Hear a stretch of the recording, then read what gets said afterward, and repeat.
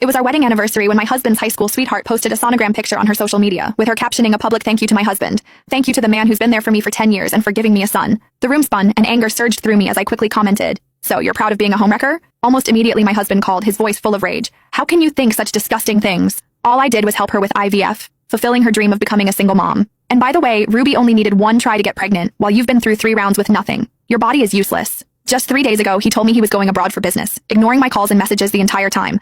I thought he was just busy. However, it turned out he was with her, attending her prenatal checkup. Half an hour later, Ruby posted again, showing off a table full of delicious food. I got tired of French food, so Ash made me all my favorite dishes. He's the best. I stared at the pregnancy test in my hand. The joy I had felt earlier now completely gone. After 8 years of love and 6 years of swallowing my pride just to keep the marriage alive, I'm finally ready to let go. After hanging up the phone, I took a picture of the beautifully prepared dinner and the cake I had baked for our 6th anniversary and sent it to my husband, Ashton Martinez. His reply came back quickly. "Is it your birthday? I'm flying out, so I can't make it home tonight. Just celebrate on your own." I chuckled bitterly and tossed the cake into the trash. Whether it was my birthday or our anniversary, it did not matter because Ashton never remembered those things. However, when it came to Ruby Lowe, he had an entire notebook dedicated to her. He had been keeping notes of her life since high school. I glanced at the pregnancy test results on the table and quietly put them away. I had planned to surprise Ashton with them over dinner tonight, but now it seemed pointless. We had been married for 6 years without any kids. I had gone through 3 rounds of IVF, each one more painful than the last, and they all failed. I had almost given up hope this time when, to my shock, I found out I was pregnant. Yet before I could even be happy about it, I saw Ruby's post on social media. For all I knew, she might have done her IVF on the same day, using my husband's sperm, and here I was, the fool, kept in the dark,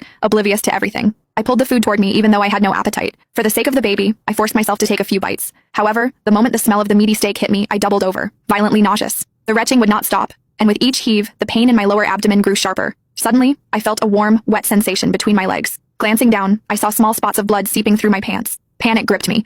Could that be a sign of a miscarriage? No matter how disappointed I was in Ashton, the baby was something I had fought so hard for. I could not lose it now. I grabbed my phone and tried to head downstairs to drive myself to the hospital, but as soon as I opened the door, the pain in my abdomen became unbearable. My legs gave out and I slid down the wall. I had been feeling unwell all morning and had spent most of the day at the hospital for tests. After that, I rushed back, convinced Ashton would come home to celebrate our anniversary, and spent all my energy preparing dinner and the cake. Thinking maybe I could be having low blood sugar, I desperately reached for my phone to call 911, but my vision started to blur. I even felt too weak to press the buttons. Just then, I heard the sound of a door opening. My neighbor stepped out and, seeing my condition, rushed over in shock. "What happened?" he asked, supporting me. Relief washed over me as I requested him to take me to the hospital. After the tests, the doctor confirmed it. I was showing signs of a miscarriage. He prescribed a bunch of medications and spoke to me in a serious tone. "You really need to take care of yourself. This pregnancy isn't stable yet, so you can't afford to be too stressed or overworked." Seeing the worried expression on my neighbor's face, I explained to the doctor, "He's not my husband. My husband's away, on a business trip," I added. The doctor nodded and went over some other precautions. "Make sure you share all this with your husband. He needs to start learning how to take care of a pregnant woman." I gave a bitter smile. Oh, I was sure Ashton was good at taking care of someone.